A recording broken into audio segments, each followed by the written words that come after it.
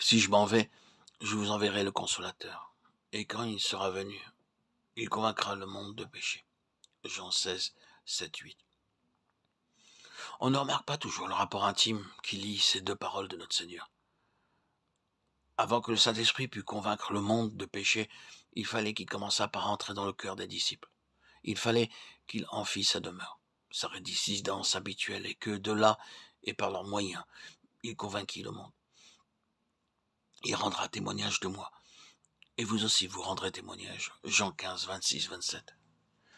Les disciples devaient réaliser que la principale mission du Saint-Esprit, contestant avec l'homme, Genèse 6, 3, et convainquant le monde de péché, ne pouvait commencer que lorsqu'il aurait en eux une demeure assurée sur la terre.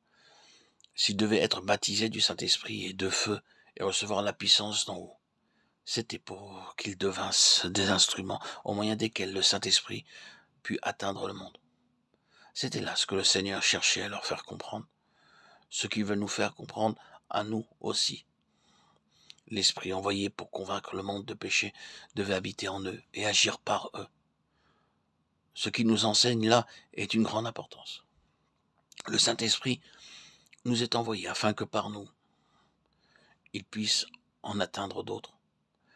L'Esprit est l'Esprit du Dieu Saint, du Dieu Rédempteur. Quand il entre en nous, il ne change pas de nature.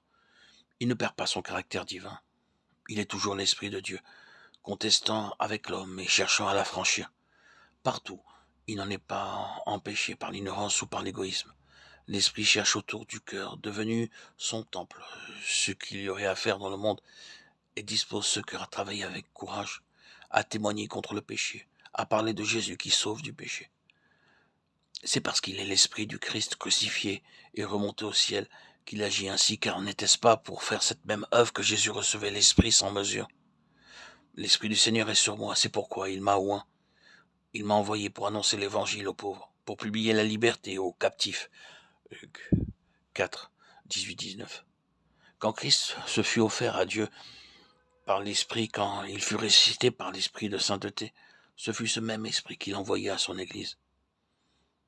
Il voulait que l'Esprit habitât en chacun de ses membres comme il avait habité en lui-même, qu'il poursuivît en eux son œuvre divine, qu'il leur fût la lumière qui révèle, qui condamne et qui triomphe des ténèbres, qu'il fût pour le monde l'esprit de feu et de jugement, et qu'il l'amena à la conversion en le convainquant de péché. Ce n'est pas l'Esprit de Dieu venant directement du ciel, mais le Saint-Esprit demeurant dans l'Église qui doit convaincre le monde. Je vous l'enverrai, et quand il sera venu, il convaincra le monde de péché. C'est donc en nous et par nous que l'Esprit doit atteindre le monde.